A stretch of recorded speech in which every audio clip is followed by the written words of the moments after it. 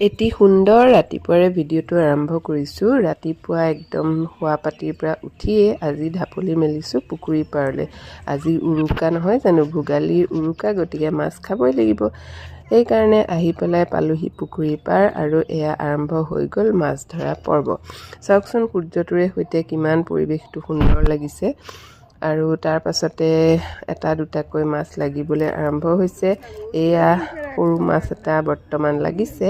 আৰু আমাৰ এইফালে চাওকচোন ই গা খজুৱাই খজুৱাই বহি আছে কুকুৰটো। আৰু শেষত এয়া দেখিছেনে, এয়া মাছ লাগিছে, এইখিনি সৰু আৰু এইখিনি হৈছে ডাঙৰ মাছ।